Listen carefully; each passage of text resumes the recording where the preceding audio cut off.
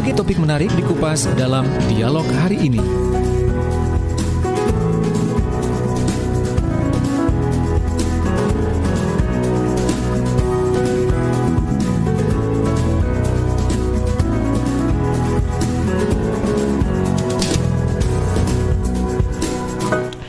Ya, assalamualaikum warahmatullahi wabarakatuh. Selamat pagi sahabat. Senang sekali kembali saya Ilham Data menemani Anda di kesempatan pagi hari ini. Dan seperti biasanya Sabtu pagi dari jam 9 sampai 10 kita nanti akan masuk di program talk show, berbincang dengan sahabat-sahabat dari IKUA ya di kesempatan pagi hari ini dalam dialog sahabat kita. Dan sahabat, apa yang nanti kita akan bahas adalah tentang bagaimana memahami efek vaksinasi dan penggunaan obat setelah vaksinasi. Ya, kadang kita nggak sadari ya bahwa setelah kita melakukan vaksinasi mungkin saja ada beberapa efek yang muncul. Ya, tentunya efek ini kita tidak harapkan berdampak pada penyakit yang mungkin ada timbul penyakit yang lebih parah lagi dan sebagainya, ya kan? Nah, untuk membahas tentang ini kita nanti akan bersama dengan Ibu Restia Febri Rahmadani, Farm, ya. Beliau ini juga aktif sebagai apoteker. Baik, langsung saja kita sapa. Assalamualaikum, selamat pagi Mbak Restia. Waalaikumsalam, Mas Ilham. Iya, apa kabar pagi hari ini? Alhamdulillah baik. Baik ya.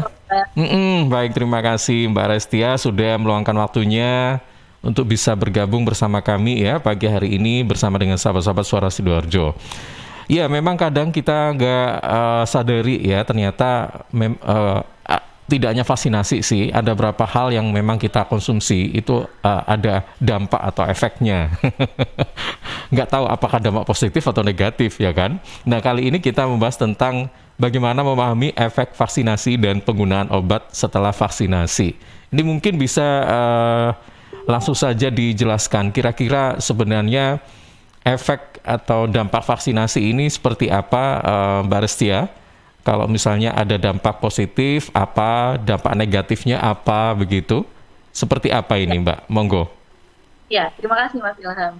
Sebelumnya perkenalkan dulu, nama saya Restia. Saya seorang apoteker yang bertugas di Puskesmas Taman Sidoarjo. Jadi pagi ini kita akan berdiskusi nih tentang efek vaksinasi dan penggunaan obat setelah vaksinasi. Mas Ilham, kita kan memang sekarang masih pandemi ya. Iya, pandemi betul. 2 tahun. Dan alhamdulillah para peneliti bisa menemukan vaksin COVID. Dan kita berikhtiar bersama pemerintah untuk penggalakan vaksinasi ini. Nah, apa sih efek vaksinasi itu? Jadi efek vaksinasi COVID itu sebenarnya ada 2. Ada efek yang diharapkan memang, dan ada efek samping. Efek samping ini yang tidak diharapkan. Nah, itu Mas Ilham. Jadi kalau efek yang diharapkan itu tentunya kita, efek dari vaksinasi sudah terbentuk sistem ketahanan tubuh atau sistem kekebalan tubuh untuk melawan virus COVID ini kalau kita terinfeksi. Sedangkan efek sampingnya, setiap obat selalu memiliki efek samping. Jadi efek samping ini efek yang selain efek yang diharapkan, tapi selain efek yang tidak diharapkan dari pengobatan vaksin ini. Seperti itu Mas Ilham. Oke, berarti efek samping itu bisa dikatakan efek yang tidak diharapkan ya. Nah, kira-kira untuk efek yang diharapkan itu seperti apa? Kalau vaksinasi kan berarti kita semakin kebal ya, semakin terbentuk herd immunity gitu kan. Itu efek yang diharapkan, apapun itu jenis vaksinnya kan seperti itu, ya kan? Tapi kalau ada efek yang tidak diharapkan, apakah memang vaksinasi, kita berbicara vaksinasi COVID-19 kan? Ya. Iya, betul ya. Nah, itu kira-kira memang selama ini ada nggak? Kalau ada mungkin bagaimana? Apakah kans atau peluangnya tipis atau memang ada begitu pada kasus-kasus tertentu misalnya saya masih belum dengar apakah ini memang berdampak. Selama ini yang saya tahu itu biasanya efeknya hanya paling panas-panas sehari 2 hari kayak gitu-gitu aja sih. Atau mungkin mungkin iya silakan. Efek samping dari vaksinasi ini tuh sebenarnya pertanda normal. Pertanda normalnya yang menunjukkan bahwa tubuh kita itu sudah membentuk sistem kekebalan tubuhnya. Mm-mm. Jadi itu sudah wajar, sudah bukan bro kok kaget ini seperti ini. Enggak, itu sudah normal, berarti tubuh kita sudah mulai memproses membentuk kekebalan tubuhnya. Nah, efek sampingnya ini nanti yang berdampak mempengaruhi kualitas aktivitas kita sehari-hari. Tapi jangan khawatir, efek samping ini akan hilang dalam beberapa hari, khususnya efek samping dari vaksinasi COVID ini. Memang sudah diinfokan resmi dari Pfizer dan Moderna yang sekarang dipakai, itu memang sudah dirilis, oh ini sudah memiliki efek samping ini. Jadi sudah bukan rahasia lagi, sudah rahasia umum. Sampingnya sudah dijabarkan akan sebagian besar mengalami efek lokal dan efek sistemik. Seperti itu. Efek lokal contohnya nyeri, bengkak, kemerahan di tempat suntikan. Seperti itu Mas Ilham. Jadi memang sudah dituliskan, dirilis dari CDC atau WHO juga merilis kalau vaksin Pfizer atau Moderna sebagian besar memiliki efek samping tersebut. Oke, berarti ini sebagai peringatan awal agar masyarakat yang melakukan vaksinasi itu nggak kaget, ya kan? Gitu ya Mbak Resti ya. Ketika kita mungkin sedang, aduh kok tiba-tiba bengkak nih, tiba-tiba nyeri. Nah, enggak, karena memang sudah dijabarkan pada saat awal ketika kita sebelum melakukan vaksinasi, ya kan? Nah, Mbak Resti ya, kalau misalnya kita nggak mendapatkan efek apa-apa setelah divaksin, apakah itu nggak normal? Tadi kan kalau pertanyaan yang bagus, jadi apakah harus selalu ada efeknya lah? Kalau saya tidak merasakan apa-apa, memang kami dari Puskesmas juga sudah men-screening dosis kedua, kita tanyakan lagi apakah ada keluhan. Memang ada beberapa yang tidak mengalami efek samping. Jadi nggak kenapa-napa, aman-aman aja, seperti itu memang ada. Nah ini karena berbeda-beda Mas Ilham. Jadi setiap orang kan memang Masya Allah ya diciptakan oleh Allah itu berbeda-beda genetiknya. Satu sama lain tidak ada yang identik. Dan juga dipengaruhi oleh usia, jenis kelamin, seperti itu. Kalau usia itu biasanya untuk lansia itu minimal, sudah dikatakan dari CDC, minimal memperoleh efek samping terkait nanti sama metabolisme tubuhnya. Efek imun yang terbentuk di dalam tubuhnya juga lambat, jadi efek sampingnya tidak terlalu dirasakan untuk usia.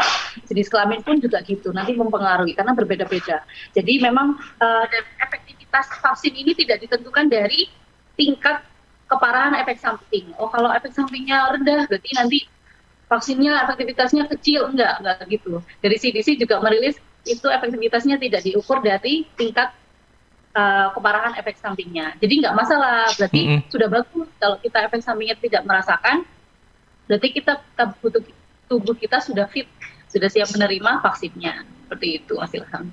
Oke, jadi bukan berarti vaksinasinya nggak masuk ya, atau kita beranggapan bahwa, iya kan, kita beranggapan bahwa, oh kok nggak ada dampak apa-apa sih, kayak nyeri kayak apa, jangan-jangan ini vaksinnya bohongan nih, nggak begitu ya.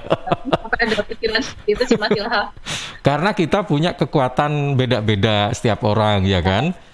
Oke, jadi nggak usah khawatir, nggak ada masalah. Nah, sekarang gini Mbak Resti ya, sebenarnya untuk efek samping seperti nyeri, mungkin ada kasus tertentu itu diare ya, atau mungkin makannya terlalu banyak, ada yang begitu juga, ada yang ngantuk aja bawaannya tidur aja. Itu sebenarnya bahaya atau gimana sih? Nah, memang efek samping itu kan ada tingkat derajatnya. Ada efek samping yang ringan, sedang, sampai berat. Kalau ringan itu seperti yang mengantuk atau kelelahan, seperti itu. Yang ringan sampai bengkak untuk butuh proses 1-2 hari untuk sembuh, seperti itu. Atau masih pegel-pegel badannya, seperti itu. Tapi ada juga 1 dari sekian juta orang pasti akan mengalami efek yang serius atau reaksi alergi serius namanya. Jadi seperti gejalanya kesulitan bernafas, detak jantungnya lebih cepat, lalu timbul kemerahan di seluruh tubuh. Nah itu berarti orang tersebut mengalami efek samping yang serius atau reaksi alergi serius. Maka dari itu pentingnya screening waktu saat vaksinasi. Jadi kita harus jujur juga nih waktu screening vaksinasi, menceritakan apakah punya riwayat alergi, apakah punya riwayat darah tinggi yang tidak terkontrol, apakah punya riwayat penyakit imun. Nah itu harus jujur dan dikonsultasikan ke dokternya untuk bisa nggak ini dapat vaksin, bisa divaksin atau tidak, biar tidak memperparah efek sampingnya. Seperti itu Mas Ilham. Jadi Jadi yang Kan tingkat derajatnya ada Mm-mm. ringan, sedang, berat. Kalau masih skala mengantuk, kecapean itu masih ringan sampai sedang karena bisa diobati atau bisa ditahan. Seperti itu. Oke, dengan kata lain bahwa efek samping dengan kategori berat, apakah ini yang dikatakan berbahaya? Nah, bahaya dari vaksinasi ini kan untuk membuat kita waspada ya Mas Ilham. Mm-mm. Jadi nggak hanya oh ya wis aman, oh ya sudah aman. Enggak, tapi penelitian ini masih terus berlanjut.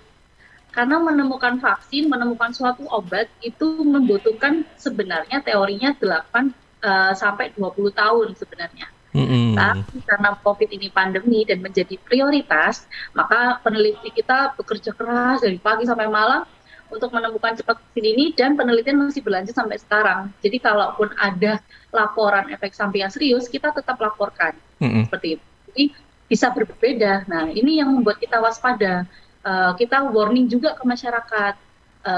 Bukan kita, oh aman-aman, enggak. Tetap aman, ada batasnya. Seperti itu. Jadi kita sampaikan efek samping yang serius, itu tadi kalau ada gejala tiba-tiba dan dalam durasi selama 4 jam. Jadi 4 jam setelah disuntik, kalau sudah tidak ada gejala apa-apa, berarti kita aman, serius. Tidak mengalami efek samping yang serius. Tapi ada yang efek samping serius setelah disuntikan langsung seperti sesak, kesulitan bernafas, terus merah-merah semuanya. Nah, itu harus segera ditangani oleh tim medis atau dokter. Seperti itu Mas Ilham. Itu yang dikatakan berat ya. Ya. Oke. Tadi memang sudah kita dikasih semacam peringatan begitu bahwa memang dalam proses screening kita memang harus tadi dikatakan oleh Mbak Restia jujur ya. Sehingga ini juga sebagai langkah awal untuk meminimalisir adanya dampak-dampak atau efek-efek yang bergejala berat itu agar tidak terjadi, ya kan? Iya, betul Mas Ilham. Jangan sampai nanti proses screening itu kena diabetes, dibilang tidak. Ini nanti ada efek samping yang berat, bisa jadi malah tambah parah gitu ya. Kemarin sempat di sini di Desa Kleta itu ada info, obat sakit diabetes nggak boleh divaksin. Nah itu dari omongan satu ke satu, jadi tetangganya pada takut untuk vaksin. Sebenarnya yang penyakit diabetes itu boleh ikut vaksin asal sudah minum rutin obatnya, sudah gula darahnya terkontrol dan dipantau oleh dokter. Jadi nggak masalah untuk divaksin. Jenis vaksin apapun nggak masalah, Mbak Resti ya? Iya. Oke. Nggak masalah. Sekarang ibu hamil pun sudah bisa untuk divaksin, jadi jangan takut. Oke, baik. Nah, sekarang yang tadi kita bahas tentang itu apa efek tentang yang gejala ringan, sedang, dan berat. Nah, saya ingin tahu juga nih ya, apakah memang efek-efek samping ini juga akan berlaku berbeda jika diterapkan pada mereka yang berusia lansia atau mungkin remaja dan sebagainya. Kalau remaja mungkin karena daya kekebalannya masih berfungsi dengan baik gitu ya, mungkin efek sampingnya nggak terlalu terlihat. Tapi apakah untuk yang lansia dan sebagainya ini ada perlakuan khusus atau seperti apa ini nanti? Yang perlu kita ketahui begitu tentang perbedaan efek samping untuk lansia, remaja, dan ibaratnya itu tiap orang beda-beda kan. Nah, seperti apa ini Mbak Resti? Jadi yang menyebabkan respon imun yang berbeda itu, yang itu tadi saya jelaskan ada genetik, ada usianya di atas 65 tahun. Dari sumbernya CDC mengatakan kalau memang orang yang di atas 65 tahun itu akan memiliki efek samping yang sedikit dibanding yang orang di bawah 65 tahun. Itu nanti terkait sama kemampuan tubuhnya untuk membentuk imunnya. Jadi seperti itu. Lalu untuk jenis kelamin juga. Jenis kelamin juga terkait untuk hormonnya. Hormonnya ini bisa berpengaruh ke terbentuk efek samping atau tidak, seperti itu. Dan juga ini Mas Ilham, kemarin ada pengalaman setelah positif COVID, nah itu baru benar-benar 1-3 bulan terlebih dahulu di jedanya setelah dinyatakan negatif, baru bisa melanjutkan vaksinnya, seperti itu. Jadi kalau memang belum sembuh total, terus belum jangka waktu 3 bulan itu jangan sampai divaksin terlebih dahulu karena bisa memperparah efek sampingnya. Seperti itu Mas Ilham. Oke. Sebelum kita bahas tentang cara menanggulangi efek samping ini ya, saya ingin tahu juga nih, kira-kira bagi mereka yang akan divaksin atau ikut vaksinasi serentak begitu ya, sebenarnya kalau menurut Mbak Restia itu saran yang terbaik itu apa sih? Mungkin hal-hal apa saja yang harus dilakukan, misalnya dari segi makanan, dari pola hidup, gaya hidup, dan sebagainya. Nah, kenapa saya pertanyakan ini? Karena bisa jadi mungkin kita setelah vaksinasi kita mendapatkan sesuatu yang ternyata berdampak yang cukup berat begitu ya, atau punya efek samping yang berat. Nah, kalau meskipun tadi Mbak Resti mengatakan, oh itu normal, nggak masalah, kita ada efek-efek, tapi kan akan lebih enak lagi kalau kita nggak ada efek apa-apa, ya kan? Nah, mungkin ada saran atau apa gitu ya, sebelum kita melakukan vaksinasi gitu. Iya, benar Mas Ilham. Kemarin itu juga sempat ada informasi, oh harus minum obat pereda nyeri dulu nih sebelum vaksin. Jadi seperti kayak siap-siap amunisinya.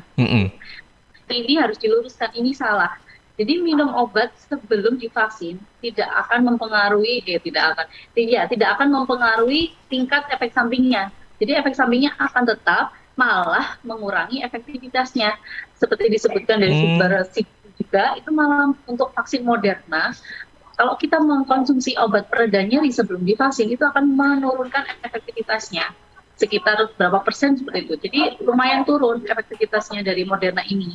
Jadi tidak disarankan untuk minum obat pereda nyeri. Tapi saran saya bisa minum vitamin seperti itu. Tapi kalau perlu aja. Tapi kalau makanan kita sudah bergizi, makan buah dan sayur kita sudah asupannya bagus hari itu, jadi tidak perlu vitamin sebenarnya. Tapi juga jangan begadang, Mas Ilham, vaksin.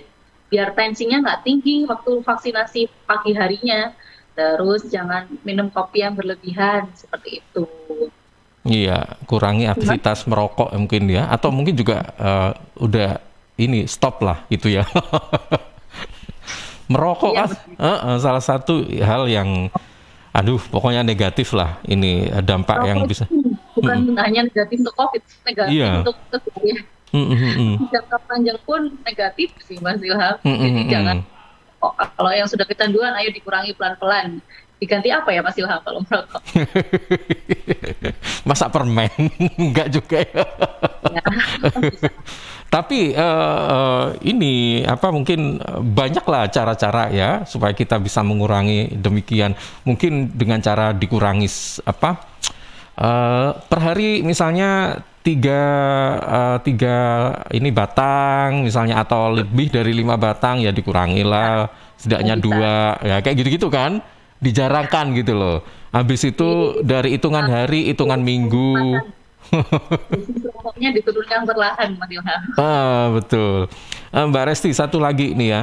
Saya sering mendapatkan pertanyaan ini dari teman-teman, kalau misalnya kita mengikuti vaksinasi serentak itu, misalnya dosis pertama itu Sinovac ya, kemudian yang kedua itu jenis beda lagi. Apakah ini memang akan berdampak begitu atau memang dianjurkan sama?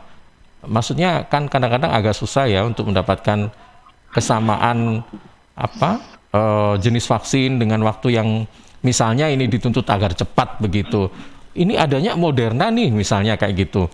Atau memang lebih baik sarannya sama saja antara dosis 1 sama dosis kedua, atau bagaimana nanti? Iya, terima kasih Mas Ilham. Mas Ilham, ini sebenarnya sudah digaungkan di mana-mana.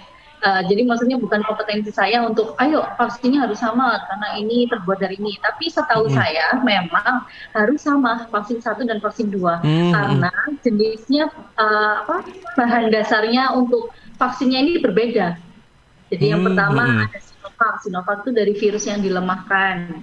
Yang kedua ada Moderna, ini dari mRNA-nya si vaksin yang dipakai. Ada Pfizer juga. Jadi memang diharuskan, bukan sarankan lagi, memang wajib harus sama dosis jenis 1 sama dosis yang kedua, karena bahan dasarnya mereka berbeda dan cara kerjanya mereka berbeda, seperti itu.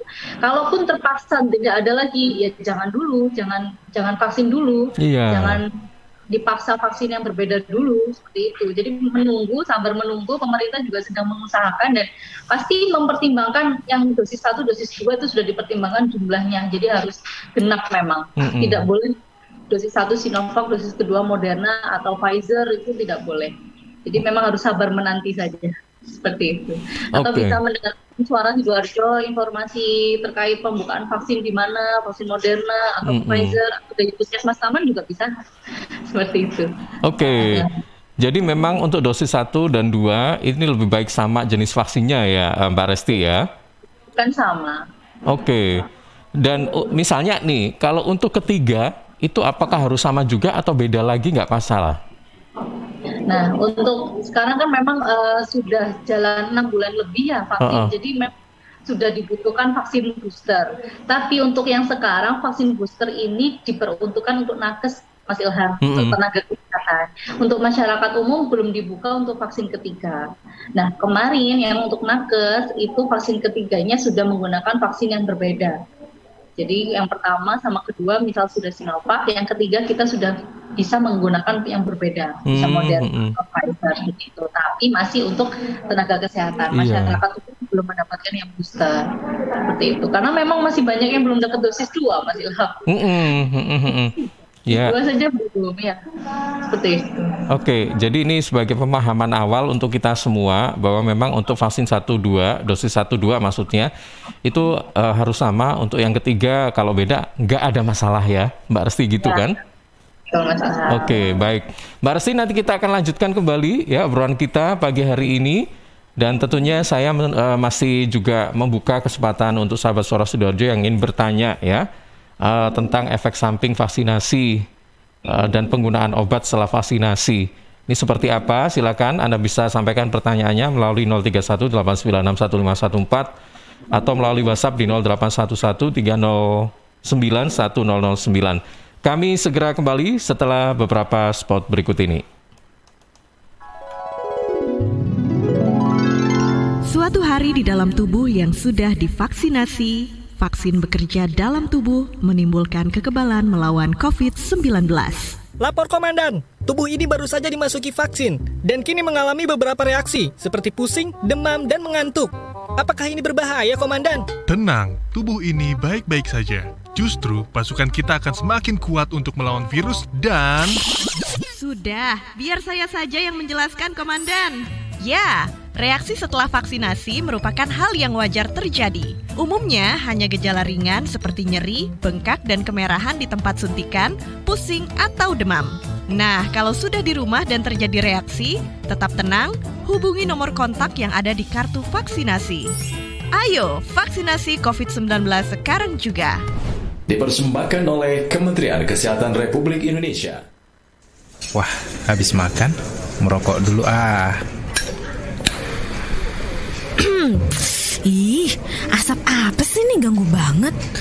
Mas, kesini sebentar bisa? Iya, Mbak. Asap apa sih nih, Mas? Dari dapur restoran bukan sih? Oh, bukan, Mbak. Itu di meja 13 ada yang merokok. Oh, Mas, kalau minta tolong kasih tahu bisa nggak ya, Mas? Kalau asap rokoknya mengganggu? Iya, Mbak, bisa. Saya kasih tahu sekarang. Makasih ya, Mas. Mas, maaf, Mas. Oh, ya, ada apa? Maaf, Mas. Asap rokoknya mengganggu pengunjung restoran yang lain. Oh iya, Mas, saya matikan rokoknya sekarang. Maaf ya, Mas. Iya, terima kasih, Mas. Ingat, jangan merokok di tempat umum. Iklan layanan masyarakat ini dipersembahkan oleh Suara Sidoarjo. Your multi-platform radio. Sahabat, di dunia digital seperti saat ini, jaringan internet merupakan sesuatu yang penting. Namun, semakin hari semakin berkembangnya era digital, tentunya faktor keamanan adalah salah satu yang utama.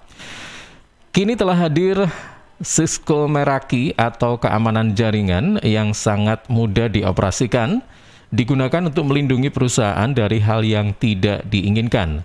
Cisco Meraki adalah sebuah teknologi revolusioner dengan kemudahan kebijakan akses dan sangat mudah dioperasikan dalam genggaman. Dengan bisnis yang mengadopsi mutual teknologi dan distribusi situs secara global, Cisco Meraki telah bekerja sama dengan banyak pihak, Meraki membuat teknologi yang kompleks menjadi mudah, sehingga sahabat dapat tetap merasa aman dimanapun berada. Kenyamanan dan keamanan di era digital semakin mudah didapat.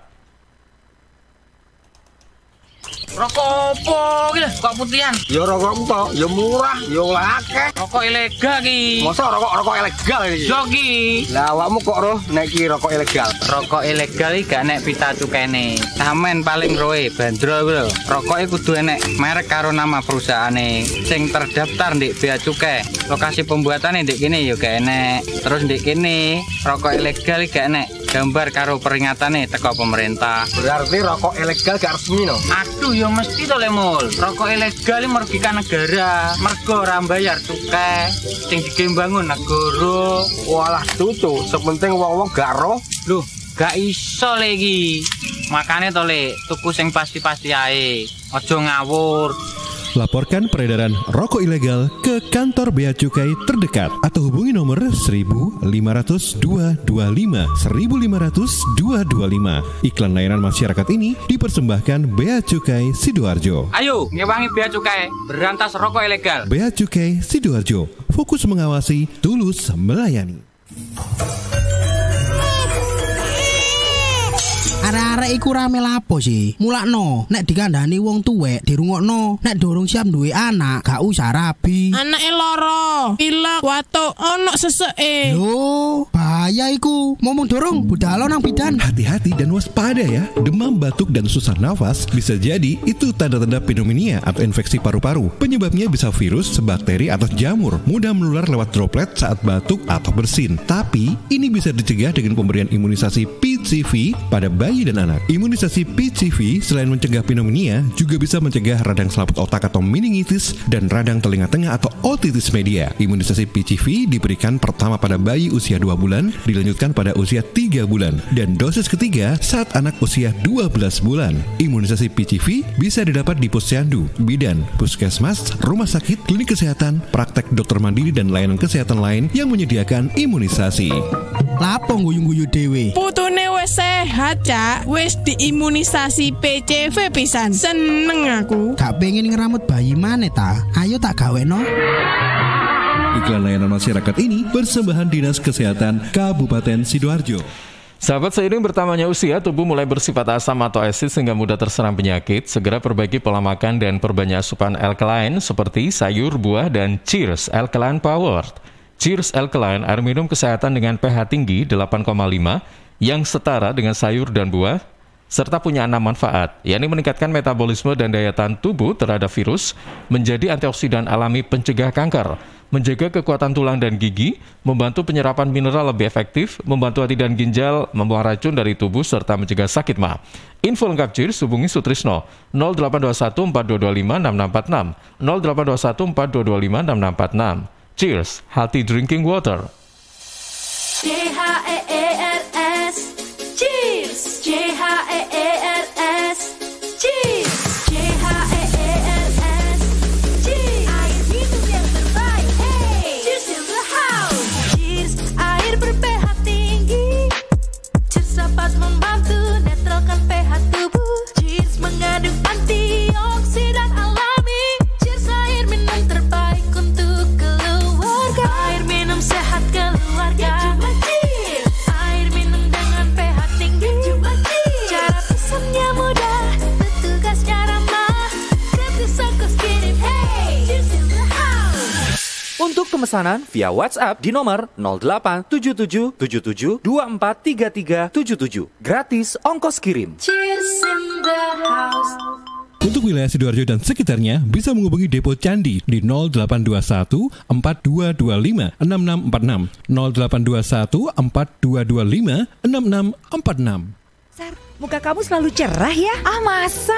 Apa sih rahasianya? Pasti jalanin pola hidup sehat deh. Selain gaya hidup sehat, aku pakai skincare dari Venus. Kulit wajah tampak lebih cerah loh. Oh ya? Iya, pakai deh Venus Facial Wash. Sabun pembersih wajah yang cocok untuk semua jenis kulit. Oh, ya? Venus Facial Wash juga mengandung wakamin dan aquacaptin yang membersihkan wajah dari kotoran, melembabkan kulit, dan menyegarkan sehingga wajah tampak lebih cerah. Kalau bedak pakai apa? apalagi pas kena sinar matahari. Buat bedak, kamu bisa pakai Venus Two Way Cake. Bedak padat dengan paduan foundation untuk menyempurnakan make up.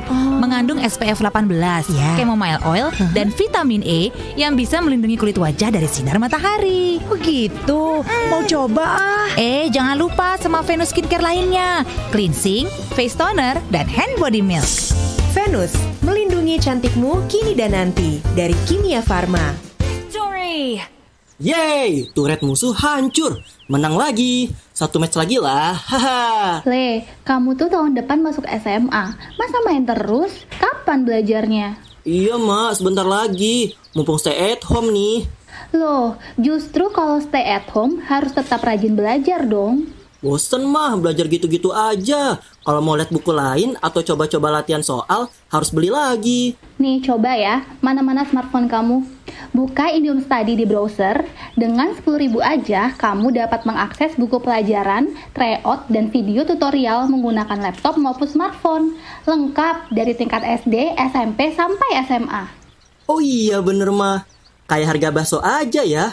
Pas buat aku untuk persiapan masuk SMA tahun depan. Perlu banyakin latihan soal nih.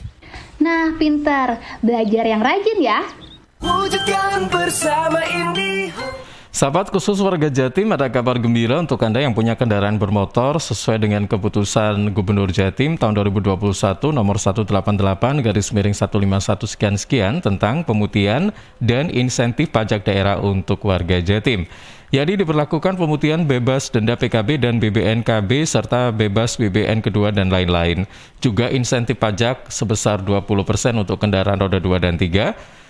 Juga 10% untuk kendaraan roda 4 atau lebih. Selain itu, Anda bisa juga manfaatkan dan memenangkan hadiahnya senilai 30 juta rupiah berupa tabungan umroh tahap kedua untuk 15 pemenang mulai 9 September sampai 9 Desember 2021. Sahabat, pemutihan dan insentif pajak daerah untuk warga Jatim bisa dibayar melalui e-Samsat, Link Aja, GoPay, Alfamart, Alfamidi, Indomaret, Tokopedia, Gria Bayar BTN, dan Pos Indonesia. Info lebih lanjut hubungi kantor bersama Samsat Sidoarjo Kota. Informasi ini dipersembahkan oleh kantor Samsat Sidoarjo. Suara Sidoarjo, lembaga penyiaran publik lokal pemerintah Kabupaten Sidoarjo.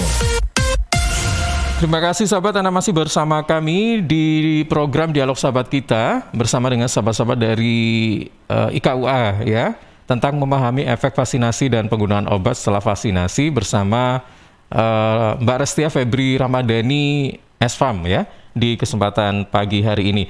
Oke, Mbak Restia masih bersama kami ya? Iya, Mas Ilham. Oke, nah ini kita coba bahas tentang bagaimana cara penanggulangan efek samping vaksinasi ini.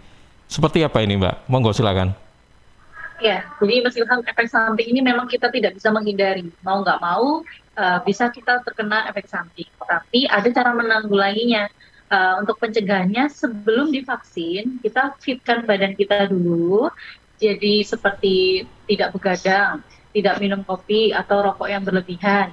Lalu tidur yang cukup, lalu bisa minum vitamin, disarankan bisa. Tapi kalau perlu saja, lalu bisa tidak berpergian atau terlalu capek aktivitasnya sebelum divaksin. Jadi kadang-kadang kemarin tuh waktu kita screening tuh di daerah Kletek, itu memang ada yang, iya Mbak kemarin habis saudara ada nikahan seperti itu. Jadi kurang tidurnya, jadi tensinya lebih tinggi seperti itu. Nah itu kan bisa memperparah efek samping nanti yang dialami. Nah, pencegahannya sebelum divaksin, istirahat yang cukup, minum air putih yang cukup. Jadi waktu screening nanti bisa lolos seperti itu. Nah, setelah divaksin, nanti kita juga akan menanggulanginya tergantung dari efek samping yang ditimbulkan, Mas Ilham. Misalnya yang tadi saya bilang, kategorinya ada ringan, sedang, dan berat. Seperti itu. Misal efek samping ringan seperti nyeri bengkak di lengan tempat suntikan, ada merahnya, terus ada gatalnya sedikit. Nah, pertama-tama kalau misal bengkak atau di sininya nanti ada benjolan seperti kok ada ini ya benjolan seperti di tempat suntikan, itu bisa diatasi dengan kompres air dingin. Jadi bukan yang air hangat ya, untuk benjolan atau bengkak rasanya kemeng itu bisa diatasi dengan kompres air dingin atau bisa dengan es batu yang dilapisi kain sambil ditekan-tekan perlahan itu. Jadi bisa mengurangi efek samping nyeri sama bengkaknya. Itu yang untuk nyeri lokal.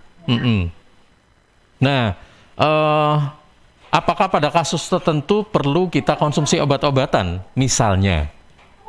Ya, jadi memang saat screening vaksinasi nanti, memang kita disarankan oleh tim medis atau dokternya memang ibu kalau tidak kuat demamnya bisa mengkonsumsi paracetamol atau ibuprofen. Tapi memang disarankan kalau bisa menahannya, kalau bisa kuat untuk dari mengalami efek samping itu bisa menahan, itu tidak perlu obat sebenarnya Mas Ilham. Jadi istirahat yang cukup. Kalau sudah tahu akan divaksin, maka aktivitasnya dikurangi setelah itu. Jadi misal mau pergi nongkrong, jangan dulu. Atau mau pergi beli apa, nah itu dikurangi yang berpergian yang tidak mendesak seperti itu. Jadi memang obat-obatan ini istilahnya bukan wajib atau sunnah bahkan, bukan. Jadi obat ini hanya membantu kita kalau kita efek sampingnya itu mengganggu aktivitasnya sampai nggak kuat seperti itu. Nah itu boleh disarankan. Misal untuk nyeri, kita sarankan obat pereda nyeri seperti paracetamol atau ibuprofen. Nah itu pun penggunaannya tetap diawasi oleh tenaga medis. Misal untuk gatal, di sini aku kok gatal ya, tapi nggak panas. Gatal bisa minum, gatalnya lokal saja tapi ya, bukan gatal di seluruh tubuh.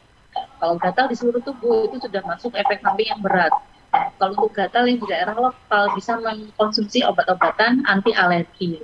Itu masalah seperti vitamin maleat atau yang sering disebut ZTM atau cetirizine. Nah ini belinya harus di apotek karena harus konsultasi sama apotekernya. Jadi nggak asal pakai minum terus. Nah kita kan nggak tahu aturan pakai. Tanya ke apotekernya. Seperti itu Mas Ilham. Oke, jadi untuk penggunaan obat-obatan setelah divaksin ketika menemukan ada sesuatu yang merasa sakit itu bukan satu-satunya cara ya. Jadi lebih baik ini dikonsultasikan lagi lah. Apakah memang harus atau perlu sekali minum obat begitu ya Mbak Resti ya? Benar Mas Ilham. Jadi obat sendiri juga sama Mas Ilham, juga punya khasiat dua, efek yang diharapkan sama efek sampingnya. Nah, konsumsi obat nanti timbul efek samping dari obatnya. Nah itu nggak sembarangan, jadi tetap harus dipantau. Dan sama ini Mas Ilham, kita tetap harus kalau misalnya ada bengkak, kita tetap meregangkan. Di sebelum ke obat nih, juga selain dikompres juga diperegangan biar nggak terlalu kaku sama tegang lengannya. Itu yang disarankan dari CDC, Center of Disease-nya itu. Oke, baik. Mbak Resti, ini ada berapa pertanyaan ya yang nanti langsung bisa direspon ya. Ada beberapa pertanyaan yang sudah masuk, baik itu melalui WhatsApp ataupun tadi ini ada Twitter maupun Instagram ya. Dari Ayunda yang ada di Sukodono, apakah sesudah vaksin boleh minum air kelapa muda? Dan misalnya terjadi agak panas, boleh nggak juga mengonsumsi obat paracetamol? Monggo silakan langsung saja. Ini seperti ini ya Mas Ilham, balik ke informasi yang berada di masyarakat yang COVID dulu. Oh ini ada air penangkal COVID. Iya. Minum ini nanti bisa reda seperti itu. Kalau dari kita dari tim tenaga kesehatan tetap itu hanya hoax. Jadi nggak langsung ampuh, langsung menyembuhkan, enggak. Tapi kita memang memandang manfaatnya air kelapa bagus, untuk tubuh itu bagus, bisa mengeluarkan toksiknya bisa bagus, untuk mengurangi racunnya bisa. Tapi tidak diwajibkan atau dianjurkan harus minum air kelapa. Apalagi kalau minum obatnya sama air kelapa, nah itu tidak dianjurkan. Minum obat kita pakai air putih. Tapi air kelapa monggo, asal jangan berlebihan, seperti itu. Untuk paracetamol yang tadi yang saya bilang memang paracetamol ini kemarin ada kasus ini ya, limbah paracetamol banyak ditemukan di Jakarta. Nah ini yang edukasi ke masyarakatnya harus tegakkan. Paracetamol ini nggak wajib harus diminum. Paracetamol ini diminum bila benar-benar diperlukan untuk demam yang tinggi yang tidak kuat untuk menahannya. Karena kita tahu efek samping akan berkurang 1-2 hari. Seperti itu. Mas Ilham. Jadi saya tidak menyarankan, walaupun saya tukang obat istilahnya itu jualan obat, saya nggak mempromosikan ayo minum paracetamol, tidak Mas Ilham. Malah saya menyarankan istirahat yang cukup, minum vitamin kalau perlu, itu pun kalau diperlukan, seperti itu. Oke, baik. Jadi solusinya itu ojo apa-apa nang obat, ojo apa-apa titik do obat gitu ya. Gitu. Ya benar ya, Pak ya. Karena obat pun juga sama sebenarnya, punya dua khasiat, punya efek yang diharapkan, ada efek sampingnya juga. Apalagi kalau kita salah dalam menerima informasi, kalau nggak dari sumber terpercaya, nah itu bisa disesatkan. Nah itu yang bahaya, Mas Ilham. Jadi memang nggak sembarangan kalau ingat obat harus ingat apoteker. Seperti itu, Mas Ilham, saran saya. Baik, nah ini pertanyaan selanjutnya dari Dian yang ada di Trosobo. Apa yang harus dilakukan jika mengalami reaksi atau keluhan setelah vaksinasi? Ya, jadi langsung saya jawab, Mas Ilham. Iya, langsung, monggo. Jadi Mas Ilham, waktu screening, waktu vaksinasi kita itu ada observasi sebenarnya. Observasinya itu 15 menit. Nah, untuk mewaspadai timbul reaksi berat. Seperti yang tadi saya katakan, yang gejalanya seperti kesulitan bernafas, tiba-tiba terus detak jantungnya lebih cepat, terus timbul kemerahan, sampai ada tanda tenggorokan. Nah, itu yang diwaspadai, yang bisa disebut reaksi alergi berat. Nah, itu harus ditangani medisnya. Tim medis sudah mempersiapkan ada obat suntikan nanti yang bisa mengurangi reaksi alergi berat itu. Dan untuk mendengar suara Sidoarjo yang kalau ada menerima reaksi alergi tersebut, itu disarankan tidak menerima dosis kedua, seperti itu, Mas Ilham. Dikonsulkan lagi, mungkin orang tersebut punya penyakit penyerta yang belum dikonsulkan ke dokternya, seperti itu. Tapi untuk reaksi yang ringan sampai sedang kita bisa atasi sendiri. Oke, baik. Pertanyaan berikutnya dari Vita yang ada di Sukodono. Sudah melakukan vaksin AstraZeneca dosis kedua. Sempat merasakan badan panas dan sudah minum obat penurun panas. Tapi pada pagi harinya ini merasakan seperti terasa nyeri sedikit dan bengkak di bekas suntikan.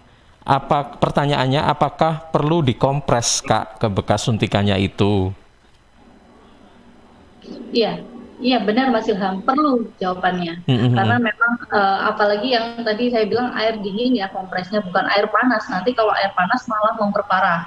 Kecuali kalau demam itu bisa dengan air panas seperti itu. Tapi kalau untuk nyeri bengkak di tempat ini, kompresnya pakai air dingin masih perlu. Jadi kita selain paracetamol, obat kan punya ini ya, waktu durasi efeknya.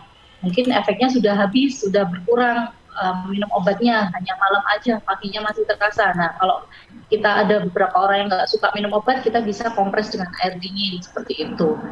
Atau bisa dioleskan dengan obat oles yang pereda nyeri, ada sediaannya. Oke, baik. Jadi harus dikompres dengan air dingin ya. Sekali lagi air dingin. Baik, ini pertanyaan berikutnya jadi dari Mbak Rina yang ada di Kerembung, Mbak Resti. Pertanyaannya, pas saya vaksin pertama ternyata saya hamil, apakah vaksin tersebut bisa memengaruhi janin? Waduh, itu sebenarnya ranah untuk konsultan ke dokternya ya. Oh iya. Memang yang saya tahu untuk ibu hamil itu disarankan konsultasi dulu ke dokter spesialis opsinya itu.